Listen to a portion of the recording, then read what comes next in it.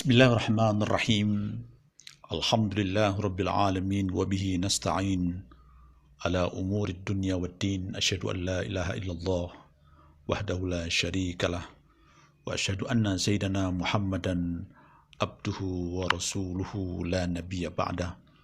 Allahumma salli wa sallim ala nabiyyil mustafa wa ahli baitih.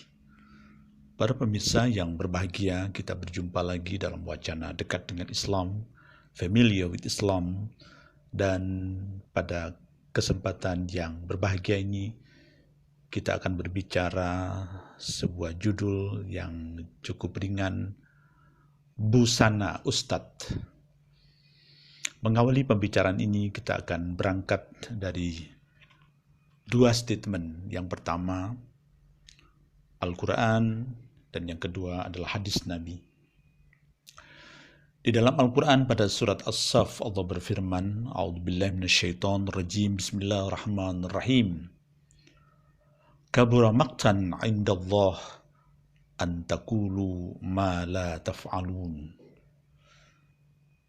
Kebencian pada sisi Allah pada orang yang mengucapkan sesuatu tetapi dia tidak melakukannya.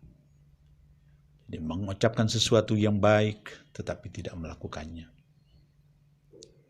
Jadi Allah sangat membenci orang-orang seperti ini. Kemudian di dalam hadis Nabi mengatakan al-haya wal iman qurina jami'an. Rasa malu dan iman itu adalah qurina jami'an. Jadi dua hal yang menggabung. Fa idza rufi'a ahaduma rufi'al akhar.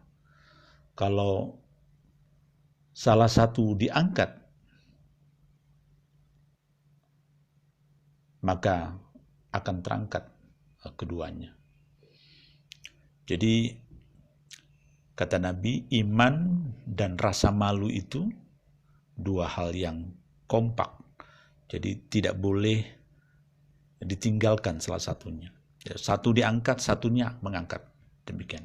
Ya. Para pemirsa yang berbahagia, dalam masyarakat Islam begitu penghormatan yang sangat tinggi diberikan kepada seseorang yang memiliki gelar atau sebutan sebagai ustadz, kiai, dan ulama.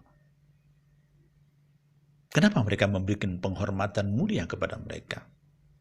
Dan apa sesungguhnya kelebihan mereka? Ya, tentu saja karena mereka selain adalah panutan dari komunitasnya, tapi juga orang yang dipandang memiliki ilmu agama yang lebih di atas orang awam pada umumnya. Secara spesifik Nabi pun menyebut mereka itu sebagai pewaris para nabi atau warathatul anbiya, khususnya sebutan bagi ulama.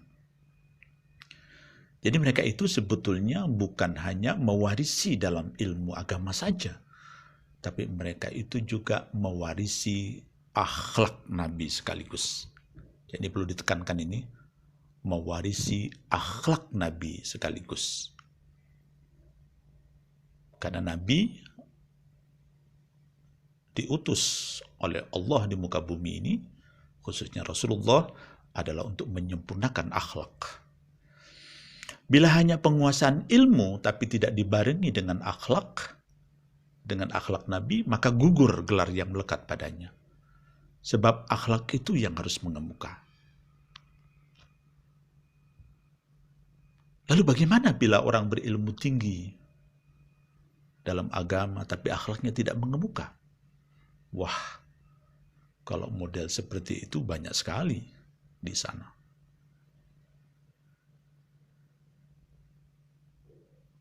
Para pemirsa yang berbahagia, sepertinya masyarakat kita harus dicerdaskan kembali agar mereka tidak salah dan terus menjadi orang yang lugu terhadap orang yang mendapat gelar keagamaan namun jauh dari cerminan akhlak Nabi. Masyarakat sebaiknya harus menjauhi mereka Sebab Tuhan dan Nabi mengancam orang-orang yang seperti mereka itu, berilmu tapi tidak berakhlak mulia. Maka kita pun harus turut pada perintah Tuhan dan Rasul-Nya. Jauhi mereka dan jangan menuruti mereka. Kita harus lepas dan tidak ada beban untuk mengikuti mereka. Mereka itu hanya berkedok agama untuk mengambil keuntungan dan memenuhi hasrat rendahnya.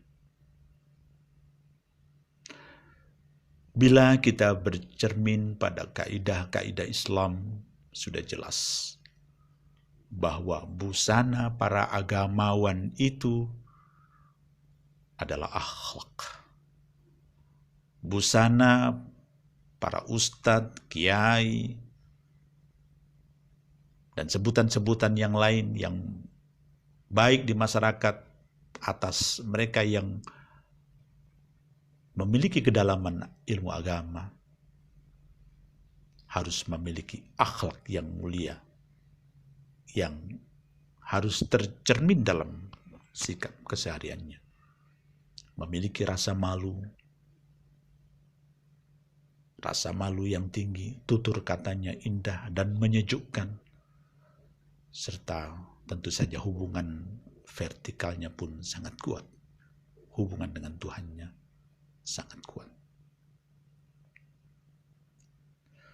Para pemirsa yang berbahagia, belakang ini banyak sekali bermunculan sebutan-sebutan ustadz yang dilekatkan pada seseorang di masyarakat kita. Ya, tentu itu baik-baik saja. Barangkali itu merupakan fenomena bahwa girah agama, semangat agama semakin tinggi, sehingga akhirnya banyak orang-orang yang kemudian terjun menjadi ustadz-ustadz. Namun, kita himbau kepada para ustadz-ustadz itu harus tahu diri, dan sebaiknya agar mereka menselaraskan dengan akhlak mulia Nabi.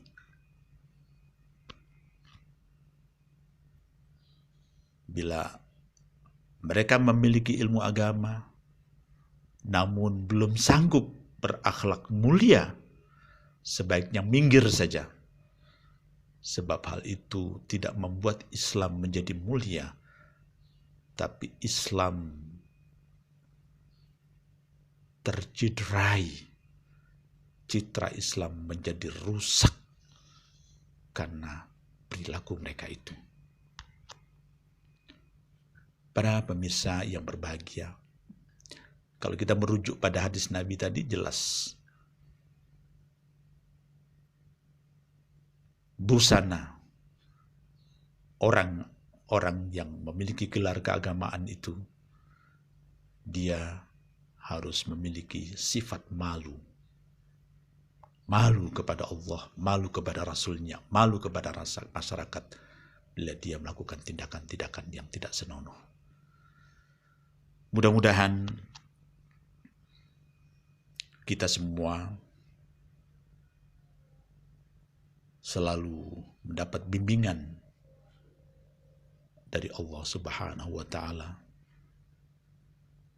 dan kita selalu berada dalam ketaatan dan kekhusyuan, insya Allah. Mudah-mudahan uraian yang singkat ini dapat menginspirasi buat kita semua. Kurang lebihnya mohon maaf. Wabillahi taufiq wal hidayah. Wassalamualaikum warahmatullahi wabarakatuh.